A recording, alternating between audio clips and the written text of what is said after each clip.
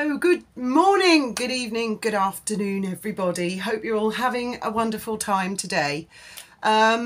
This video is called Sugars Beware, and all will become apparent. I need you to bear with me on this one because I got a few emails and I saw some comments about something going on with the YouTuber Popcorn Planet and Steph the Nerd. Now, I don't follow Popcorn Planet because I was never really into the Amber Heard thing at all. I was just too busy and too focused on other things. Steph the Nerd, I love Steph the Nerd. And before any of you say anything about Trevor, I love Trevor as well. And believe it or not, those guys have deep respect for each other. They are both marvellous YouTubers because take them as they are. They're not pretending to be something that they're not. And that's why people love them. That's why I love them. And there's more and more of us these days who love to show ourselves in all our glory as we are, as people. But I also spoke to Wally last night about this, and Jack Royston.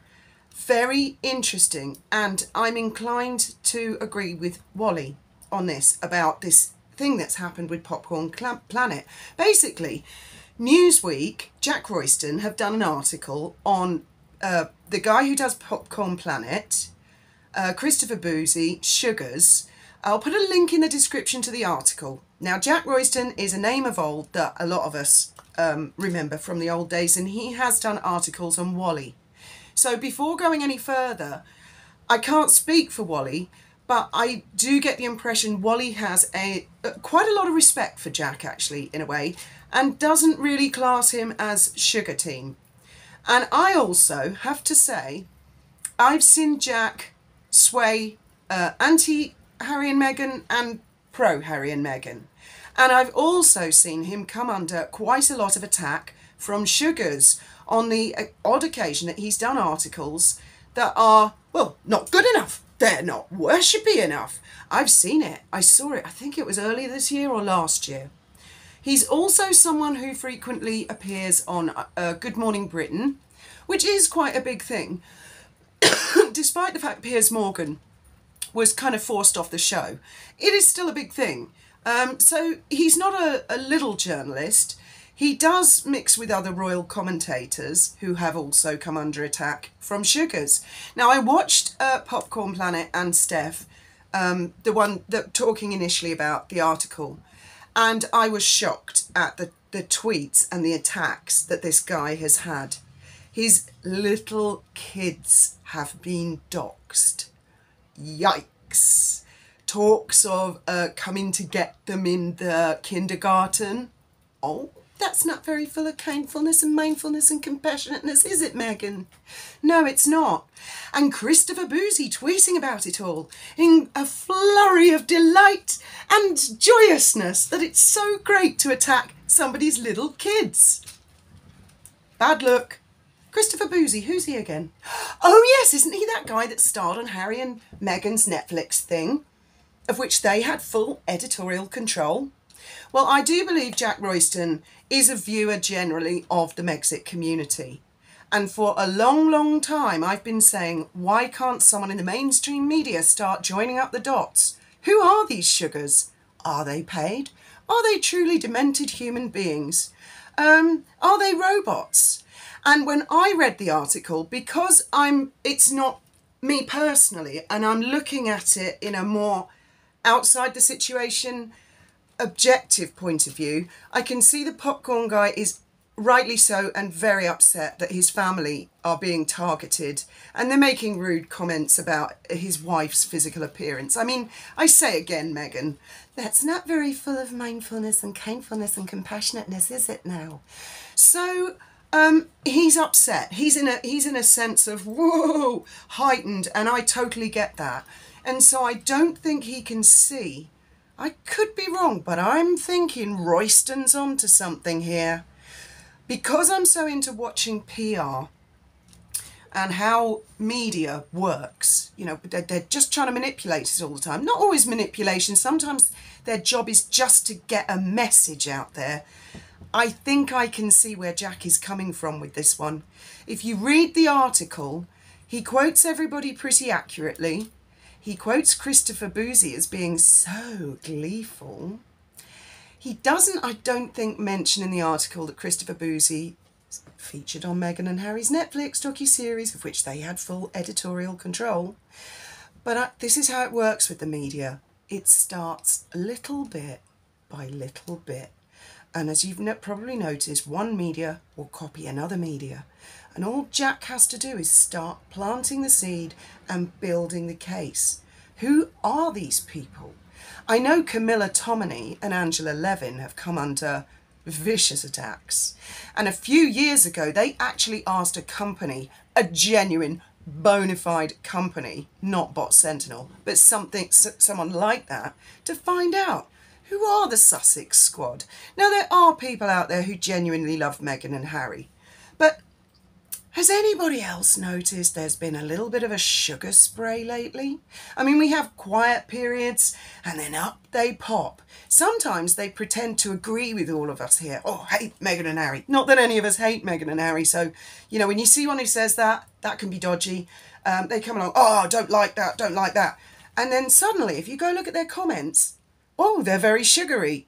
So some of them, and I think it's a very small percentage, lurk amongst us. So be warned. They love to do things like, there's this guy that I know, and he's absolutely awful. I won't name him or say where he is, but he's one of these people who is thoroughly unpleasant. And as soon as you say to him, you know, like, get lost, he replies with something like, ooh, I get lost, you get lost. And he just comes back with exactly what you've said at him because he can't think of his own comebacks. If you say to him, that was really spiteful. Oh, I'm spiteful, you're spiteful. And that's what he does. And that's what these sugars do. Whatever a particular YouTube channel criticises Meghan and Harry for, I've noticed this in the comments, the sugars come back at them and accuse them of the exact thing that any particular YouTuber has said. It's almost as if they're running from a script and they're being paid by somebody. I've had them lately. I'm sure they are. I'm sure they are. If they're not, then they're people who need to go out and buy themselves a sense of humour, because apparently they faint at the sound of a swear word or an implication of it. I mean, for fuck's sake. Sorry, that slipped out. Oh, I have to say, Jennifer. Anybody see my earrings?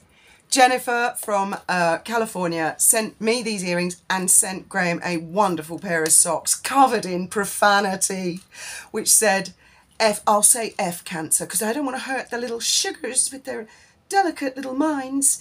It says F, the F word on one, and it says cancer on the other side. Because maybe they're not as worldly, and they hear the F word and go, oh my God, I've got the vapes. Oh my God, oh, good grief. It just makes me want to say, oh, for fuck's sake. Well, I've just said it, for fuck's sake. Get a life, grow up, grow a spine. Don't wrap yourself up in cotton wool. Might as well crawl inside a box for the rest of your life if you're shocked by that. Good gracious.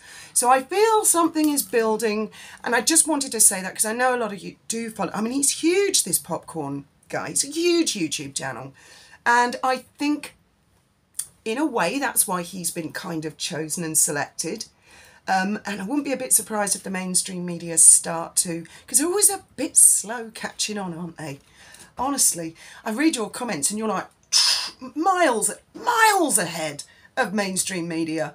Lightning fast. Mainstream media are like, they're only just starting to cover things like that Harry and Meghan fell out with the Beckhams. Yeah, like 100 years ago. For goodness sake, keep up, people. But Jack, well, I could be wrong and he could be Team Meghan and Harry, but I just, and having spoken to Wally last night, I was very surprised that that's kind of how she's looking at the situation as well. And it is something that we've wanted for a very long time, is for the mainstream media to really start looking into this, because there is now a connection.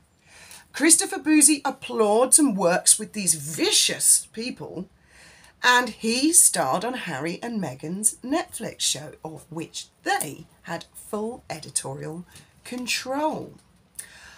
I think that's all for now. My mind is absolutely buzzing because I've been reading all your comments and on the Barbie film. I'm glad that you all enjoyed that.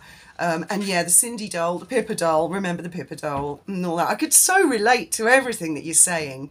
The only things that I couldn't relate to were these just stupid comments about Alice's appearance because she has big knockers, shall we say, because apparently some people faint if they hear a swear word or the word tits or something like that. So she's well endowed, and why not? My Benji likes girls with big tits.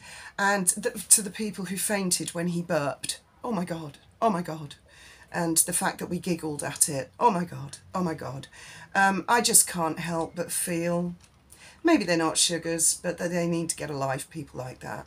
I'm sorry, that's how I feel. This is a warts and all channel.